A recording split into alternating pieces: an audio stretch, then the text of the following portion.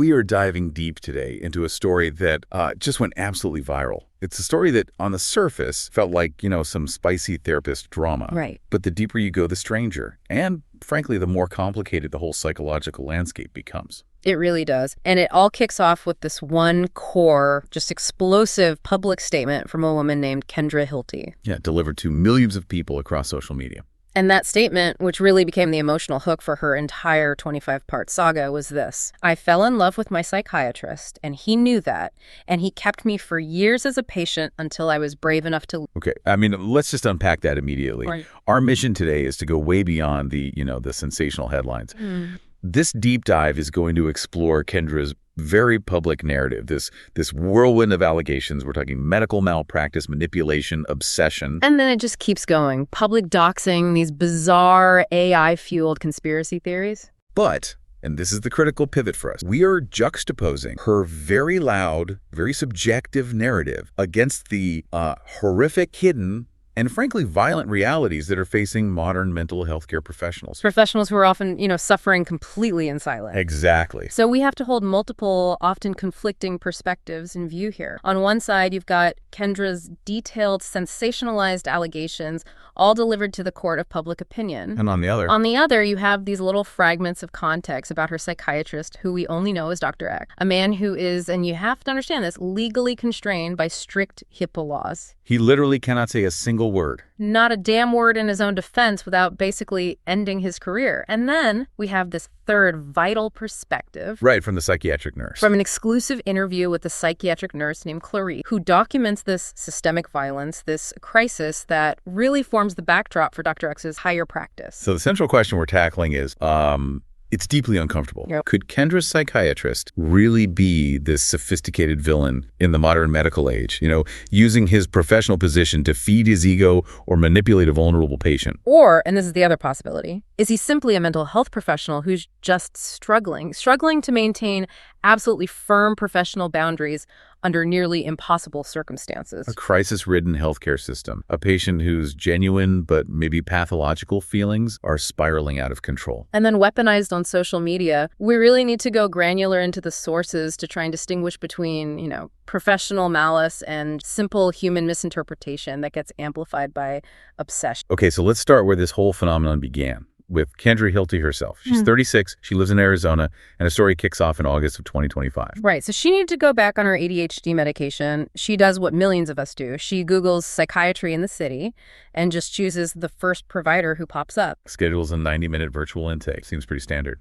Totally standard. But right away, you are keyed into the subjective nature of her experience. She wasn't just, seeking professional help. She was sizing him up. What do you? She noted immediately, in her own words, that he was her age and pretty attractive. So this initial non-clinical perception of him as a peer, maybe even a romantic prospect, rather than just a medical professional, that is the exact foundation that this entire complex narrative is built on. And the response online was just immediate. Oh, tens of millions of created this immediate stark divide on the internet. You had the people dismissing her outright. Right. Calling her crash out or, accusing her of clout chasing. Or suggesting she was just mentally unstable and was weaponizing her own symptoms. But then you had the other side. The other side, who validated every single claim. They branded her, in her own words, a truth-telling oracle who was exposing the dark secrets of the medical establishment. So her initial claims, they all focused on this idea of blurring professional boundaries. A blurring that she often seemed to, instigate. She described her early sessions where Dr. X was funny, cracked jokes, he offered compliments. Like what kind of compliments? He apparently said he was impressed with my running. And for Kendra, she said she loved the attention. She immediately began interpreting that professional warmth through a romantic filter. Wait, okay, hold on a sec. Being supportive, complimentary? Commenting on a hobby like running, that sounds like a pretty basic tool for building rapport in any kind of therapeutic relation. It is. It's rapport building 101. But she immediately translated it into personal affection. So where did the professional boundary first, physically break down in her telling of the story? It all came to a head in the third session, which was over Zoom. She pushed the boundary by asking to call him by his first name. Okay. And interestingly, he has a Pakistani. She actually mispronounced. He corrected her pronunciation and then, allowed her to first. And her interpretation of that is key. It's everything. She saw him as seeming so smug and happy with himself because his pretending like we're friends was working. Wow. So she immediately assigned this predatory motive to what was really just a simple act of accommodation. Exactly. That interpretation that he was smugly succeeding in some manipulative plot, that's a heavy, heavy accusation to place on just a simple conversation. And this is where the source material gets fascinating, because Kendra immediately contradicts herself when she tries to explain professional norms. She does. She tells her audience, trying to get sympathy, I didn't realize that, it's important to call your doctor by their last name. But then, literally in the next breath, she admits, I did know that I did it with all my other doctors. This is such a crucial little nugget.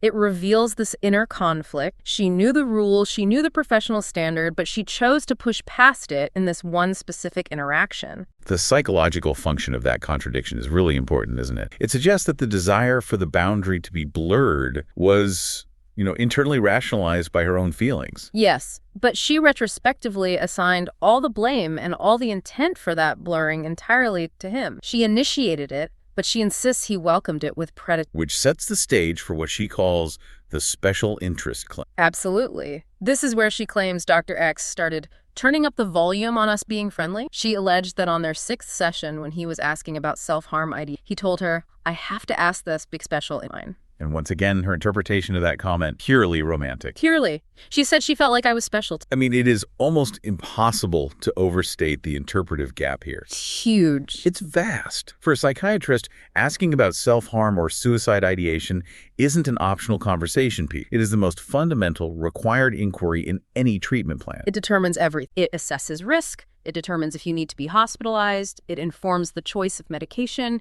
It's literally a professional cornerstone. But for Kendra, that fundamental requirement became confirmation that she was romantic to him. Okay, to really understand why Dr. X couldn't just, stand up for himself in the face of millions of accusations, we have to spend some time on this legal and ethical straitjacket. He is absolutely wearing one. He's legally unable to offer any defense. Because of HIPAA. That's right, the Health Insurance Portability and Accountability Act. Dr. X is bound by patient confidentiality, even when he's being publicly destroyed. IPAY is an impenetrable shield. So for him to defend himself? He would have to violate that sacred trust. He would potentially compromise his entire career, face legal repercussions. The internet is operating on a single subjective narrative because the law forces his side to remain completely silent. And that silence, of course, is then interpreted by her and her followers as proof that he's guilty. Exactly. It's an impossible situation for any professional. It really is. However, we did dig up some fragments of context, public interviews and professional discussions he took part in long before this whole saga. And they provide a really necessary counterweight to Kendra's claims of him being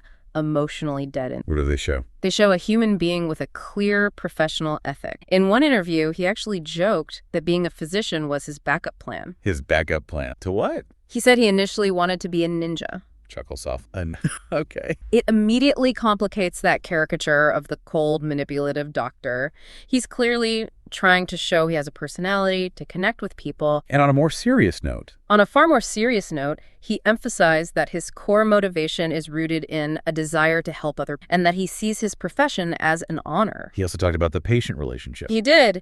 He said it involves a really honest and vulnerable connection that's based fundamentally on trust. The very trust Kendra repeatedly accused him of violating. And there's outside data to suggest he's good at his job. There is. A host from one of his professional interviews, who was also a doctor, noted that Dr. X gets a lot of really positive feedback from him. So this suggests that Kendra's experience is an outlier. A deeply negative and sensationalized aberration, not the rule for his press. Okay, let's go back to that central piece of evidence she used, the special interest comment.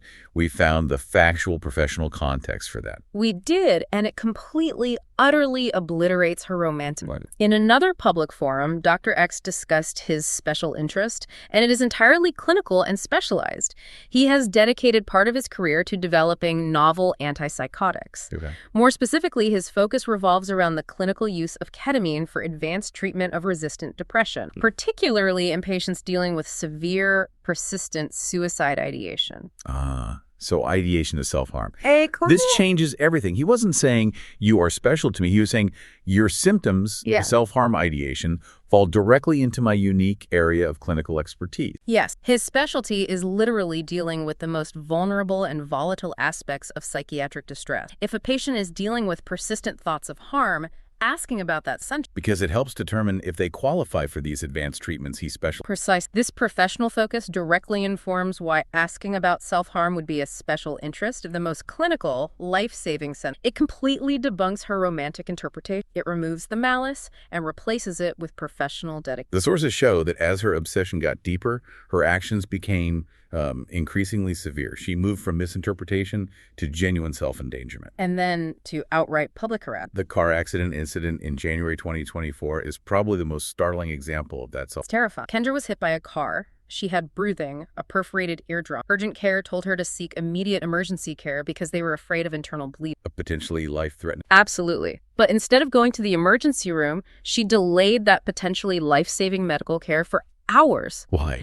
Because she had to keep her 2:00 p.m. virtual appointment with Dr. X. She said it explicitly in her videos that she was fully addicted to him at this point. Her need for contact superseded her own basic biological safety. And her allegation about what happened in the appointment is also really severe. It is. She claims she went to the virtual session, told him she may be internally bleeding, and that he didn't stop the appointment. Instead, she claims he let her pour myself out about her feelings for him and how grateful she was. Now look, if that is true, that is medically irresponsible. Of course. But regardless of its truth, her decision to risk her life to maintain contact just demonstrates the profound severity of her psychological state at that time, the depth of the transference. And this obsession moves so quickly from an internal thing to actively weaponizing the internet against him. The doxing. She doxed Dr. X, said his name out loud in her video, allowing millions of people to find him. This is a radical, and I mean radical and dangerous boundary violation. We really can't stress the implications enough. Doxing immediately violates privacy. And in the context of this emotional, viral revenge campaign, it puts his entire life, his career, his family, his physical safety at risk of stalking and harassment, and he is still legally unable to say anything. He can't even issue a basic statement saying he's innocent without facing professional consequences. her messaging around the doxing was so contradictory too.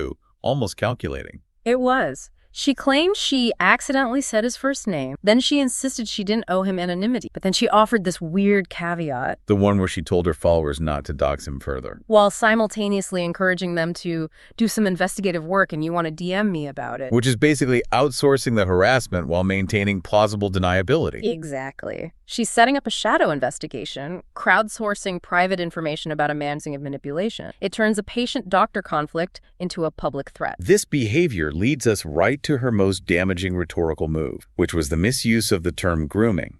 She accused Dr. X of 2.5 years of grooming to get her to talk about sex thing. And this is where the context provided by the sources is just absolutely essential. Kendra did not spontaneously bring up her intimate life because he pressured her. Because why did? Her own therapist, her actual talk therapist, encouraged her to bring up bedroom issues that could be linked to medication side to get Dr. X's psychiatric opinion on it. And she even admits that Dr. X looked surprised when she first brought it up. She did. She said he went, "Oh." Like he was surprised. So she acknowledged her therapist initiated the topic, she acknowledged his surprise, and yet she still immediately shifted the narrative to accuse him of 2.5 years of grooming. When the clinical reality is that discussing your intimate life is standard necessary practice when you're evaluating psychiatric medication. Of course it is. And by using such a dangerous, sinister word like grooming, she is doing a profound disservice to actual survivors of abuse. The source materials were very clear on the chronic misuse of these specific loaded terms. It desensitizes the public. Right. If every awkward or misunderstood therapeutic interaction is labeled grooming, the word just loses its power to describe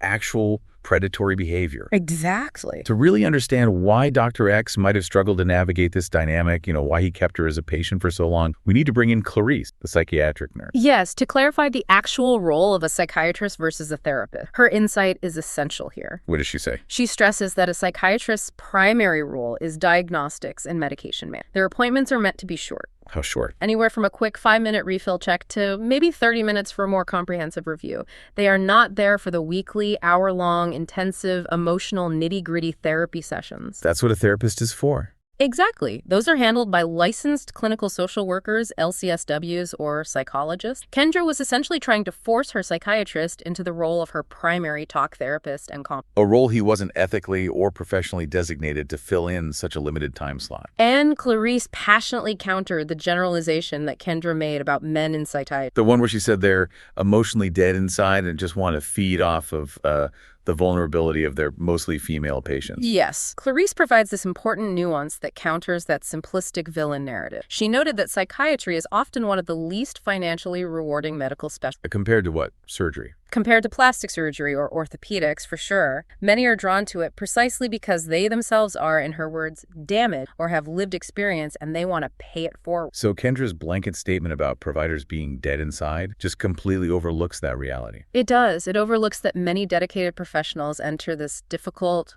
often thankless field specifically to help people just her. The moment of ultimate truth in their relationship came after 3 years of virtual appointments. When she found out from the office manager that Dr. X did sometimes see patients in person. And she insisted on a physical appointment. This was the first and only time they ever met physically. And Kendra planned it. She detailed wearing a really pretty dress, being so thrilled, and when she saw him, she ran up to him and gave him the biggest... A full physical boundary transgression initiated entirely by her. Entirely. And Dr. X's response was an immediate, if awkward, physical rejection of that. She noted, "He barely patted me on the back," and she called the interaction the most awkward thing ever. What's really telling, though, is her emotional response to his rejection. It's so telling. She admits she was grateful for that awkward. She confessed that if he had reciprocated, it would have made everything so much harder. So his refusal to engage physically, even awkwardly, was a crucial defense against the further escalation of her obsession. He maintained the boundary in the face of her violence. But despite this clear rejection,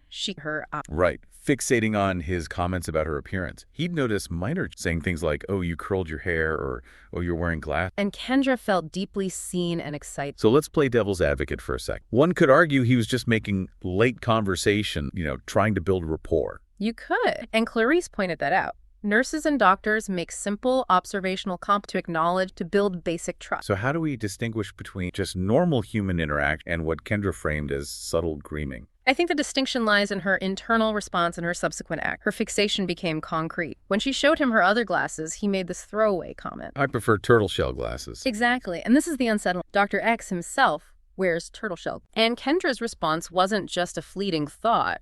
It was a physical adoption. She admitted, "I'm wearing these turtle shell glasses because I just in case them ever his favorite glass." Wow. That crosses the line from an internal crush to a physical, public manifestation of obsession and mimicry. It's textbook transference, this dynamic where the patient projects strong, often romantic or familial feelings onto their provider. And Kendra actually taught herself about it, using a really unlikely source. Her favorite chatbot, who she named Henry. She used ChatGPT as a side therapy. Yes, and Henry explained Kendra initially accepted this as her fault, but when she brought the concept up with Dr. X, he asked her if Henry had also taught her about counter. Which is when the provider develops feelings for the... Right, and Kendra immediately seized on that question as irrefutable proof of his hidden... She interpreted his professional inquiry about a standard psychiatric concept as a personal confession. Can we just define those two terms really clearly for the listener? Of course. Transference is the unconscious redirection of feelings from one person, often like a parent figure, onto the analyst or provider.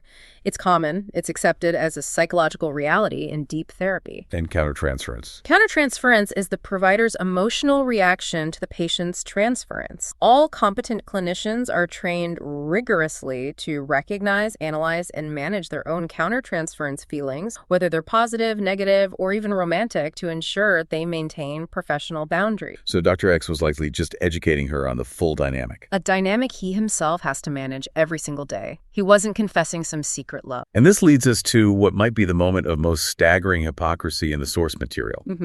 Kendra admitted that in her own work as an ADHD coach, she sometimes had more than professional feelings for her clients. And one client actually fell in love with her, but what did she do? She did not drop them. She merely set very clear boundaries. She performed the exact same difficult ethical action that she accused Dr. X of failing or performing nasty. She set boundaries and kept the client in her care. Which aligns perfectly with the professional standard Dr. X was likely following. Of course. You don't just abruptly drop a patient, especially one with known emotional instability, because abandonment can lead to really serious negative outcomes. His decision to continue care while enforcing boundaries, it aligns with ethical practice, not. He was likely trying to transition her, not reject her entirely. So while Kendra's highly subjective story was soaring across the internet, capturing public outrage and sympathy, there is this dark suffering, as the sources call it, being inflicted on mental health care work. The backdrop against which Dr. X is operating, this structural crisis, which is documented and endured by Clarice, the psychiatric nurse. And her background gives her this crucial viewpoint. It does. She's not just a psychiatric nurse and a published writer. She was once a psychiatric patient herself. She was drawn to psych nursing precisely because she connected with the patients and believed it kind of takes one to know one. She used her personal insight and strength. But that personal insight and dedication came at a severe physical cost. In a healthcare environment that is just crumbling, the data on workplace violence against healthcare workers is horrifying. Sources say they are 5 times as likely to experience workplace violence as other workers in the United States. And it's getting worse. It is. 40% of hospital nurses saw an increase in violent incidents in 2022 alone. And Clarice detailed her own experience in a public hospital psych ward. She did. She noted that during and after the pandemic, patient acuity, meaning patients were sicker, often without prior medication or support, and aggression just increased dramatically. And she wrote about the devastating physical toll on the staff. Yeah, listing injuries that included black eyes, concussions, broken ribs, bites, torn retinas. She characterized the pressure as massacring her team, forcing staff breakdowns and critical injury. But the physical violence is compounded by something even more insidious. Institutional betrayal. When the staff needed support the most, this detail is just gut-wrenching. Clarice recounted an incident where she sustained a significant black eye from a patient assault. And when she went to her boss for help, she was questioned about her fitness for the job. They asked if she was fit for a career in psych, rather than giving her support for the injury she just suffered on the job. It's an immediate transfer of blame. She was physically assaulted, and the institution's response was to question her professional integrity. And she shared an even more horrific story, detailing a 3-inch scar on her arm from being lifted up and dragged violently by a patient. And her boss's response to this severe injury was just devastatingly cold. The boss said, "Why weren't you wearing long sleeves?" Unbelievable. That kind of institutional response, blaming the victim's clothing for a violent physical assault, is designed to demoralize and to silence. It tells the provider, your safety is your responsibility, not ours. And this lack of support, combined with the constant violence, is the direct cause of the massive nursing shortage we're seeing. The numbers bear it out. 100,000 nurses left the workforce during the pandemic, but the future forecast catastrophic. How bad is it? By 2027, almost 900,000 registered nurses, that's nearly 1/5 of the entire workforce, intend to leave entirely. That's not just a hospital inconvenience. That is an immediate threat to the functionality of the entire national healthcare. It is. And Clarice's plea is so profoundly moving because it connects that abstract violence to the human cost. She said, nursing is in dire straits. We need help. We're not the mean girls. That doesn't mean you get to hit us. And when you place Dr. X, a psychiatrist, dealing with patients who are highly acute, emotionally volatile, experiencing severe transference, when you place him within this context, you see he's operating in a system that is fundamentally unsafe and collapsed. So his insistence on firm boundaries, the very boundaries that Kendra found nasty, it's not a sign of malice. It's a necessary self-defense mechanism against potential physical harm and systemic burnout. So despite the physical rejection, the awkward, and the clear ethical line Dr. X was trying to draw, Kendra just kept insisting that her interpretation of their relationship was the only valid. The ultimate boundary push came when she openly called their dynamic special during a Zoom call. And this prompted Dr. X to deliver the firmest, most non-negotiable professional boundary of their entire relationship. Kendra claims he glared with just venom in his eyes and said,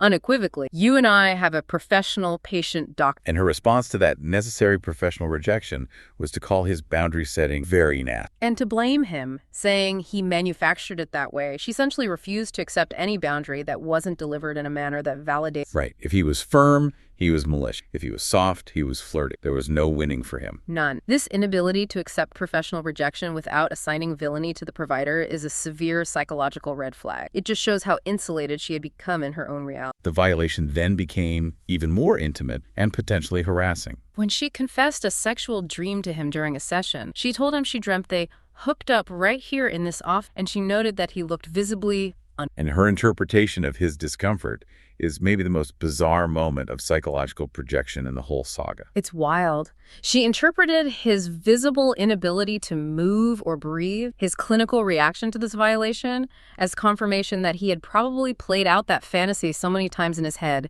and that she was psychically downloaded one of his fantasies. This moves so far past simple transference. It raises that crucial question the sources pose. When does a patient's behavior cross the line from being a symptom to being consciously inappropriate or harassing? And why are providers so resistant to cutting off care? Because of that ethical imperative of non-abandonment. Exactly. Dr. X was in this terrifying bind. He couldn't validate her feelings, but he also couldn't abruptly reject her unstable state. His difficulty in transitioning her out of his care wasn't evidence of his desire to be close. It was likely evidence of his professional attempt to manage a high-risk scenario responsibly. We also have to address the deeply troubling moment when Kendra introduced race and privilege into her public. Yes, she abruptly brought up Dr. X's race, he's Pakistan, and her own race, she's in her breakups. I desire to be your friend, your lover. And in that room, I did have white privilege, and he was also my doctor, and he took an oath to protect it not. So she's framing herself as a victim of his violation of the Hippocratic Oath while simultaneously weaponizing her white privilege in her public campaign against her non-physician. And she herself acknowledged that many Black women view her story as a white woman who is taking advantage of my whiteness to wield power over my psychiatry. But her continued unnecessary use of race in totally unrelated context. Like when she mentioned his ethnicity earlier, no fuck. Or later brought up that Dr. X's boss is also a male. It undermines any claim that this was a genuine, well-considered analysis of power dynamics. It felt purely performative. It felt designed to add layers of victimhood to her public revenge campaign. Kendra did eventually leave Dr. X, but not because of some newfound empowerment. No, her insurance changed, which forced the transition. But she seized the moment to reframe it as her empowerment. She delivered this dramatic, highly theatrical breakup. A speech she co-wrote with her AI chatbot. Henry told him, I will not pay $187 a session. And the speech concluded by her granting him permission to relax a little bit and go back into your boundaries that come easily. The entire act was just a calculated performance designed to absolve her of all responsibility and reassert control, even as she was leaving due to completely external factors. To properly assess Kendra's judgment in all of these interactions, we have to look at the credibility of her own professional judgment. As revealed by her side hustle, she's an unlicensed ADHD coach advising vulnerable people on how to lower anxiety and depression. And her methodology is where the real red flags just start flying. They really do. She's teaching sensitive health topics using something called human design, which she describes as like astrology meets quantum physics. Alongside tarot pulse. And something called spiritual response therapy, which relies on a pendulum and specialized charts to connect with divine guidance. I mean, this is a critical ethical divergence. She is condemning a licensed, board-certified psychiatrist for adhering to scientific medical practice. While she's dispensing advice on anxiety and depression using tarot cards and pendulums without any license whatsoever, it is the definition of professional hypocrisy. And we have this shocking story of her former client, Emily, who came to Kendra initially as a friend seeking help with sobriety. And Kendra immediately transitioned her friend into a client using these aggressive, high-pressure sales tactics. She sent Emily an invoice and a contract for $3,000 for 3 months of coaching. That breaks down to about $250 45-minute session. And what was Kendra's core coaching motto for her vulnerable, neurodivergent client who is struggling with impulse control? Now is the time. Don't think, just do. That is potentially the most irresponsible advice one could possibly give to someone with ADHD, whose primary clinical struggle is often poor impulse. It seems completely antithetical to responsible ethical coaching. It suggests her methods prioritize affirmation and immediate action over actual cognitive restructuring or critical thinking. But the situation escalated from just questionable coaching to genuine psychological. In what the source material refers to as AI psychosis, Kendra encouraged Emily to use ChatGPT for cognitive behavioral therapy. This is profoundly dangerous territory. And in many states, it's illegal to advertise or perform therapy, even CBT, without a license. The danger of using these generative AI models for therapy, especially for those already struggling with mental illness, is extreme. Why is that? As experts in our sources pointed out, AI models are explicitly designed to maximize engagement by by maintaining the conversation, by validating your input. Which means? It means that if a patient is experiencing delusional thinking or psychosis, the AI will not challenge those. It will validate. It will help the user build an intricate, internally consistent, but ultimately fictional reality. And this validation can lead to things like spiritual psychosis, where the user's beliefs are continuously reinforced by the seemingly infallible intelligence of the chatbot. And this echo chamber that you built just grew and grew. It did. She named a new chatbot Claude, who, along with Henry, named her the Oracle for speaking truth that not everybody. She branded her supporters the Gloracles, Creating a term of collective validation. She actively used her mod team to filter out any critical comments or challenges, refusing feedback because, as she claimed, it is not based in my reality. She also claims she can read minds based on her human design. This is the ultimate example of a public spiral fueled by an echo chamber, social media validation, and AI reinforcement, where her subjective reality became completely insulated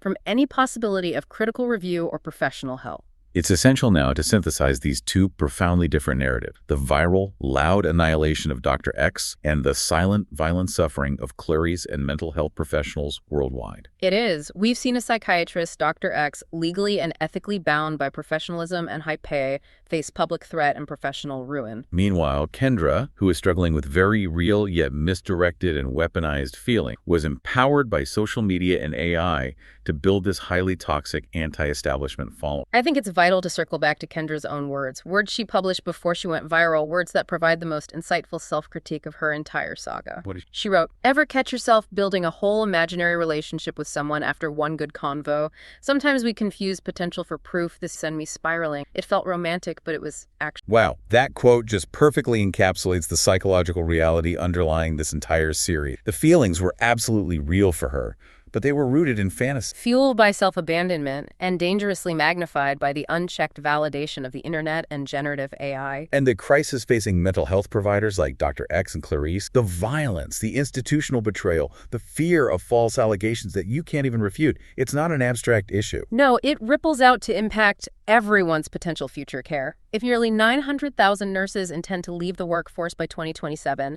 and doctors face public ruin simply for maintaining boundaries, who will be left to care for us when the system finally buckles? This deep dive forces us to confront the complexity of care in the modern age. We need to actively fight for structural support for healthcare workers, mandating better funding, adequate staffing levels, robust safety protocols. We need to push our lawmakers to protect these professionals who put their own safety on the line every single day.